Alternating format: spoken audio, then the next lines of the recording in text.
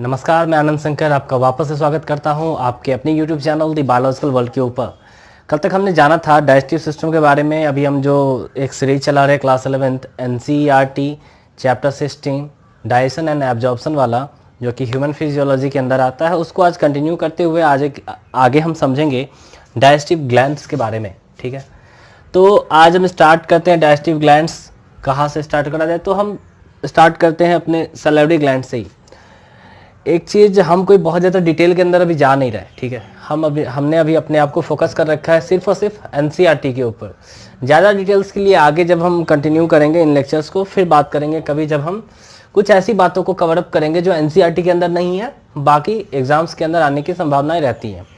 वैसे तो हम जानते हैं कि अगर बात करें मेडिकल एंट्रांस एग्जाम्स की, तो मोस्टली वो अगर नीट की बात करें तो 90% of the syllabus is covered under NCERT और बायोलॉजी।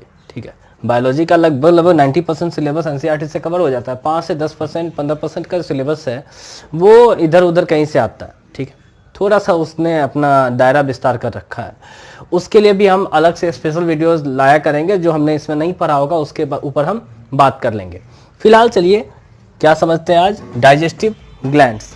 तो हमने बहुत सारी बातें यहाँ लिख रखी हैं, डायग्राम बना रखा है। कुछ शायद आपको समझ में आ भी रहा होगा, कुछ ना भी आ रहा हो। खैर, शुरू करते हैं हम सैलिवरी ग्लैंड से, जो कि हमने यहाँ सबसे ऊपर लिख रखा है। भाई सैलिवरी ग्लैंड्स होते कहाँ है क्या भाई? तो हम जानते हैं कि हमारे बगल कैविटी में एक लिक्विड, एक फ्लूइड सेक्रेट हो रहा होता है, हर समय रहता है। ठीक है, अभी भी है। ऐसे कहते हो ना भाई, कुछ खट्टा का याद करो या कुछ खाने का मन में आए तो मुंह में पानी आया था। ये पानी कौन है, कहाँ से आया, ये कौन सी बला है भाई? हम उसी पे बात करेंगे। ठीक है, वो पानी कुछ और नहीं, एक फ्लूइड है जिसको हम कहते हैं सलाइवा। क्या कहते हैं भाई? सलाइवा। ये जो सलाइवा है, इसके अंदर क्या क्या चीज़ें होती हैं, पहले उस पर एक छोटा सा बात कर लेते हैं। ठीक है, फिर समझेंगे कि ये सलाइवा जो है सैलिवरी ग्लैंड से आता है। सैलिवरी ग्लैंड क्या अकेला है या ज़्यादा है? क्लियर? तो भाई नंबर ऑफ सैलिवरी ग्लैंड्स की बात बाद में करेंगे, पहले समझते हैं सलाइवा क्या क्या रखता है। भाई सलाइवा के अंदर क्या क्या पाए जाते हैं? तो सलाइवा का जो मेन कंपोनेंट है वो है वाटर, दूसरा है कुछ सॉल्ट्स, और तीसरा है म्यूसिन, चौथा है एक एंजाइम जिसको हम कहते हैं सैलिवरी एमाइलेज। थोड़ा सा इसको भी समझेंगे, what is salivary amylase. Actually ptyalin नाम का एक एंजाइम होता है हमारे बॉडी के अंदर, जो कार्बोहाइड्रेट यानी कि शुगर के मॉलिक्यूल्स जो होते हैं उनको डाइजेस्ट करने का काम करता है। ठीक है, एंजाइम से, ठीक, उनको तोड़ने का काम करता है। ठीक है, कौन? कार्बोहाइड्रेट को तोड़ने का काम कौन करता है? टाइलिन। ये जो टाइलिन है, अगर वो सलाइवा के अंदर प्रेजेंट होता है तो उसके नाम में एक छोटा सा चेंज आता है और उसका नाम बदल के बन जाता है सैलिवरी एमाइलेज। इसका मतलब सीधा हुआ, carbohydrate breaking enzyme present in saliva is called salivary amylase. यहां तक अपना क्लियर होगा, छोटी सी बात हमने करी थी। सलाइवा है, सलाइवा भाई क्या है? तो सैलिवरी ग्लैंड का एक सेक्रेशन है जो कि एक वाटरी फ्लूइड है, जिसके मेन कंपोनेंट्स क्या क्या है? वाटर, सॉल्ट्स, साथ में एक एंजाइम, और हमने बात किया था म्यूसिन का। ठीक है, इतनी बात है। म्यूसिन क्या होता है वो बाद में समझेंगे जब डिटेल के अंदर बात करेंगे हम। ठीक है, फिर हम बात करते हैं भाई इसका पीएच क्या होता है, what is the pH value of saliva. ठीक है, पीएच वैल्यू क्या है भाई? ये एसिडिक है, बेसिक है, क्या है? तो ये स्लाइटली एसिडिक होता है। इसका पीएच वैल्यू जो है वो है 6.7। अब बात करते हैं भाई सलाइवा जो है हमारे बकल कैविटी के अंदर जो सेक्रेट होता है वो होता कहां से है? तो एक्चुअली बकल कैविटी से ही एसोसिएटेड कुछ ग्लैंड्स हैं जो आसपास हैं इसके। किसके ग्लैंड? सैलिवरी ग्लैंड्स जो है, उनमें से एक होता है जो हमारे चिक्स के बीच प्रेजेंट होता है। ठीक है, वो कहलाता है parotid salivary gland. Parotid salivary gland ये एक पेयर होता है, यानी कि इनके नंबर कितने हैं भाई? 2। पैरोटिड सैलिवरी ग्लैंड का नंबर कितना है अपने पास? 2। ये हमारे चिक्स के नीचे होता है। उसके बाद एक और सैलिवरी ग्लैंड है, मतलब हम तो बात करें कितने होते हैं, तो ये 3 तरह के होते हैं। बात कर रहे हैं हमने पैरोटिड की बात करी, ये चिक्स के नीचे होते हैं। फिर हम बात कर रहे हैं दूसरे के बारे में, वो होता है सब मैक्सिलरी या फिर सब मैंडिबुलर, दोनों इसी का नाम है। आप ये जब जॉ के बारे में थोड़ा स्पेशली पढ़िएगा, इस पे बैकल कैविटी में जॉ के बारे में, तब समझ में आएगा ये मैंडिबुलर वर्ड वगैरह क्या सब है। खैर, ये जो होता है लोअर जॉ के नीचे पाया जाता है, ये भी एक पेयर होता है, यानी कि ये भी एक जोड़े के अंदर है। कौन? सब मैक्सिलरी सैलिवरी ग्लैंड और सब मैंडिबुलर सैलिवरी ग्लैंड। कितने में है? ये पेयर के अंदर है। फिर आता है एक और है जो सिंगल पाया जाता है, अकेला। ठीक है, 3 तरह के सैलिवरी ग्लैंड्स हुए, 2 हैं जो पेयर में होते हैं, एक तीसरा है, इसको हम बोलते हैं सबलिंगुअल सैलिवरी ग्लैंड। ठीक है, क्या कहते हैं इसको हम? Sublingual salivary gland. ये जो सैलिवरी ग्लैंड है वो अकेला होता है और हमारे टंग के नीचे पाया जाता है, बिलो दी टंग इसका पोजीशन होता है और नंबर इसका क्या है 1। इससे हम समझ सकते हैं सैलिवरी ग्लैंड कितने तरह के होते हैं, 3 होते हैं, पैरोटिड, सबमैक्सिलरी और submandibular, and the third one is this sublingual. Position parotid का बिलो चिक्स यानी कि बिनेथ चिक्स कहते हैं। जो सबमैंडिबुलर है या सबमैक्सिलरी है वो कहां पे है भाई, लोअर जॉ के नीचे, और जो सबलिंगुअल है वो कहां अपने टंग के नीचे। इतना अपना सैलिवरी ग्लैंड वाला पोर्शन क्लियर है। फिर से हम कह रहे हैं बहुत डिटेल में नहीं जा रहे, जब हम डिटेल में जाएंगे तो बहुत कुछ और समझने को मिलेगा, कितना पैरोटिड से सेक्रीट होता है, कितना सबमैक्सिलरी या मैंडिबुलर से, या फिर कितना सबलिंगुअल से, इसका परसेंटेज फिक्स है, सबसे ज्यादा किससे, सबसे कम किससे, ये सारी बातें हम समझेंगे। बट अभी के क्लास में नहीं, अभी हम फुल्ली फोकस्ड होंगे एनसीईआरटी के ऊपर। अब थोड़ा सैलिवरी से नीचे उतरते हैं और पहुंच जाते हैं हम डायफ्राम के नीचे, यानी कि अपने एब्डोमिनल कैविटी के अंदर। ठीक है, कहां पहुंच रहे हैं, डायफ्राम के नीचे, एब्डोमिनल कैविटी के अंदर। तो डायफ्राम के सीधा नीचे, जस्ट डायफ्राम के बाद एक सबसे बड़ा ग्लैंड जो है हमारे बॉडी का सबसे बड़ा ग्लैंड होता है लीवर। एक दो क्वेश्चन इससे कंफ्यूजिंग क्रिएट हो रहा है, वो क्या है, वो ये है कि भाई largest organ of the human body, अगर आपसे कोई पूछे तो इसमें कंफ्यूज नहीं होना है। ठीक है, लार्जेस्ट ऑर्गन कोई पूछ रहा है तो आपका जवाब जो होगा वो होगा स्किन, और अगर पूछे लार्जेस्ट ग्लैंड कौन सा है तब आपका जवाब होगा लीवर। क्लियर है, लीवर जो होता है ये एक वर्ड दूसरे वर्ड से बना हुआ है, इसको हेपार कहते हैं, इसलिए हम इसको दूसरे नाम से हेपार नाम से भी जानते हैं, और लीवर के पार्ट्स को हेपेटिक लोब्यूल्स भी कहते हैं। ठीक है, हेपेटिक लोब्यूल्स इसका स्ट्रक्चरल और फंक्शनल यूनिट होता है, किसका, लीवर का। ये लार्जेस्ट ग्लैंड है आपके बॉडी का, इसका वेट 1.2 किलो से 1.5 केजी तक होता है एक एडल्ट ह्यूमन बीइंग के अंदर।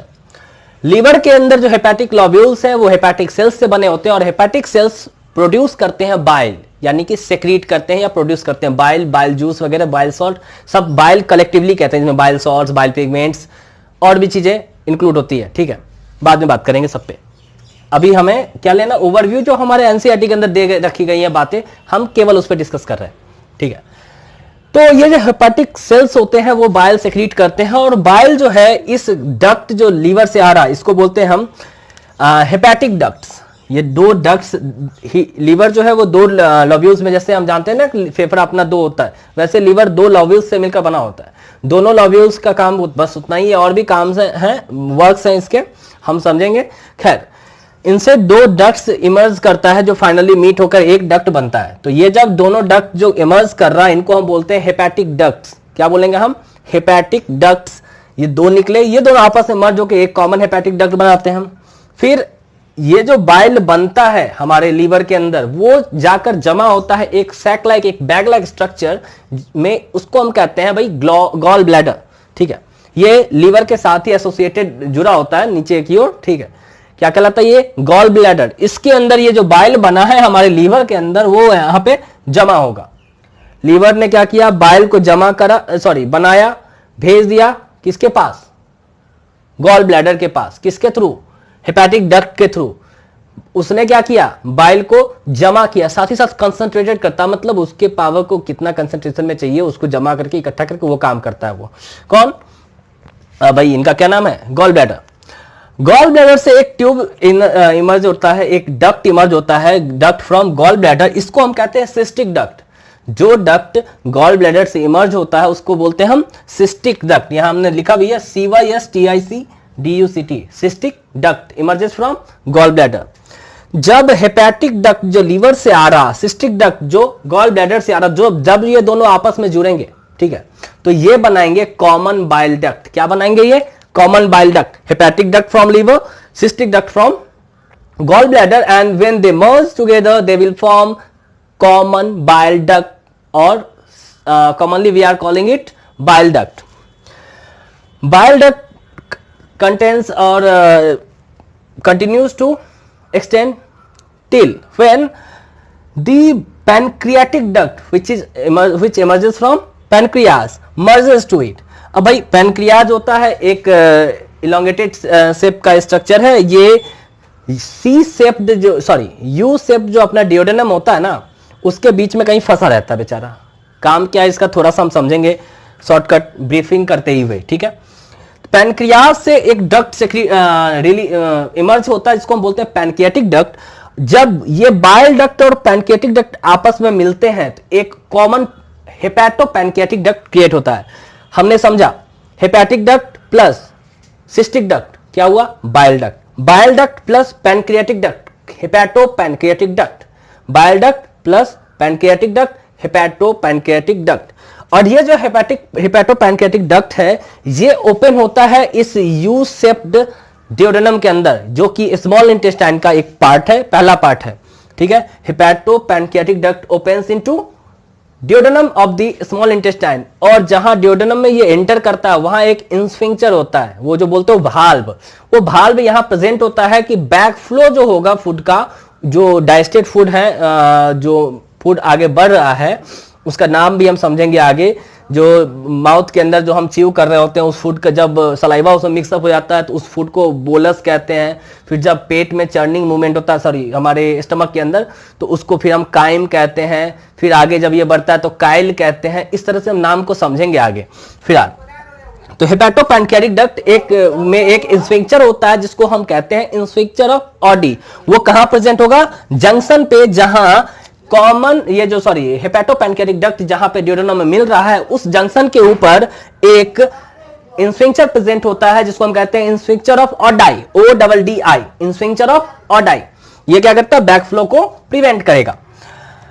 यहां तक तो हम सही सही चले आए हैं। अब आगे समझते हैं। हमने लगभग चीजों को कैरी कर लिया है जो चीजें हमें मिलती है इसके अंदर। अब एक दो बात और, थोड़ा सा पहले चलते हैं लीवर के पास। लीवर 2 लोब का बना होता है, ठीक है। उसके बाद और बातें हैं कि हेपेटिक लॉब्यूल्स उसका स्ट्रक्चरल और फंक्शनल यूनिट होते हैं। ईच हेपेटिक लॉब्यूल जो होता है वो एक क्या बोल सकते हैं उसको, एक परत, एक लेयर से, एक कवर से ढका होता है, ऐसे समझते हैं। उस कवर, उस लेयर को हम कहते हैं Glisson's capsules. Each hepatic lobule जो होता है, प्रत्येक हेपेटिक लॉब्यूल एक कवर से कवर्ड अप होता है। उस कवर को हम कहते हैं भाई क्या, ग्लिसन्स कैप्सूल कहते हैं। अब भाई ऐसा है, हमने इतनी चीजों को समझने की कोशिश करी। कहां से शुरू करा था, सलेवरी ग्लैंड्स को थोड़ा सा समझा हमने, फिर अब हमने लीवर को समझा, गॉल का फंक्शन समझा, गॉल ब्लैडर का फंक्शन समझा, डक्ट्स कैसे मर्ज हो रहे हैं, नाम कैसे चेंज हो रहा है ये समझा। पैनक्रियाज जो होता है ये भाई होता है 2 तरह का नेचर शो करता है।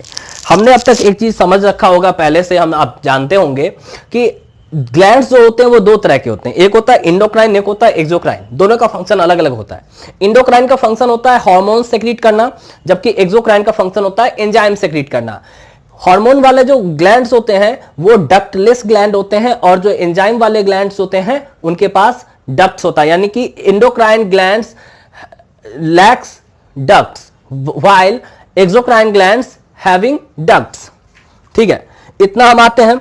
उसके बाद जो ये अपना पैनक्रियाज है ये एक ग्लैंड है, बट इसका जो फंक्शन है ये दोनों करता है। यानी कि ये इंडोक्राइन ग्लैंड का भी फंक्शन करता है और एक्सोक्राइन ग्लैंड का भी।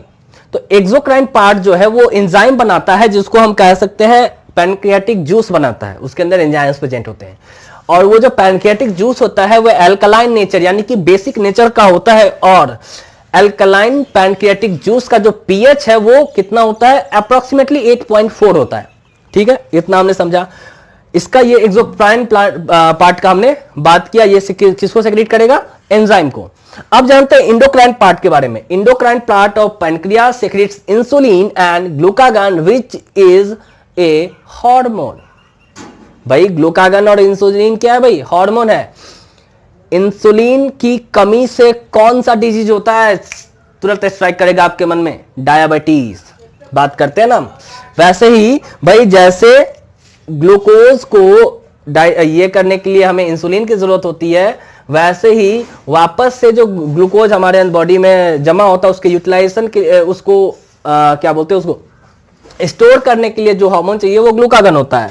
ऐसा कुछ ग्लूकागन और इंसुलिन ये 2 हार्मोन्स जो है, जो पैनक्रियाज सेक्रीट करता है, ये आपस में एक दूसरे के विरोधी हैं। एक जिस काम को करता है दूसरा उस काम को रोकता है। बात समझ रहे हैं, एक जिस काम को कर रहा दूसरा उसी काम को रोक रहा। दोनों का काम जो है एक दूसरे के कॉन्ट्ररी है, कॉन्ट्रास्ट के अंदर है। और ये जो कॉन्ट्ररी काम ये करते हैं, इस तरह का जो कोई हार्मोन हो या कोई फंक्शन हो रहा हो, इस तरह के चीजों को कहते हैं एंटागोनिस्टिक नेचर वाले, यानी कि एक दूसरे के विरोधाभासी। ठीक है, तो ये जो हार्मोन्स हैं इंसुलिन और ग्लूकागॉन, ये होते हैं एंटागोनिस्टिक हार्मोन, जो दोनों के दोनों कहां से सिक्रीट हो रहे हैं, पैनक्रियाज से। ये अपना यहां तक का क्लियर है। अब इस टॉपिक के अंदर जो बातें एनसीईआरटी में थी अपने डाइजेस्टिव ग्लैंड्स के अंदर, वो हमने लगभग कवर अप कर लिया है। बाकी आपसे उम्मीद है कि आपको ये वीडियो शायद समझ में आ रहा हो, अच्छा लग रहा हो। अगर ऐसा है तो प्लीज अपना सपोर्ट जिस तरह से आप बना रहे हैं बरकरार रखिए, आगे बढ़ाइए। हो सकता है जल्द ही हम जो अपना दूसरा सेगमेंट हमने बात किया था इसके ऊपर आएगा, हिस्ट्री वगैरह का या जनरल साइंस का, उस पर भी काम करेंगे। वो बीपीएससी अगर यूपीएससी वगैरह में जो जनरल साइंस के क्वेश्चंस आते हैं उससे रिलेटेड हम बात करेंगे, या फिर एसएससी लेवल के जो एग्जाम्स हैं उनमें जो आते हैं जनरल साइंस के क्वेश्चन, कुछ ज्यादा नहीं होते, वो अप टू क्लास 10th के ही होते हैं। उनमें हम टॉपिक्स डील करने की कोशिश करेंगे जिनसे वहां क्वेश्चन आ चुका है, प्रीवियस ईयर क्वेश्चन के अकॉर्डिंगली हम बात करेंगे। तो प्लीज ज्यादा से ज्यादा हमारे चैनल को सब्सक्राइब करिए, स्प्रेड आउट करिए, इसको शेयर कीजिए, ताकि हमें आपका सपोर्ट बेहतर मिल सके। अब तक के सपोर्ट के लिए बहुत बहुत धन्यवाद। आपका रिस्पांस बताएगा कि हम आगे कहां तक पहुंचेंगे। Thank you.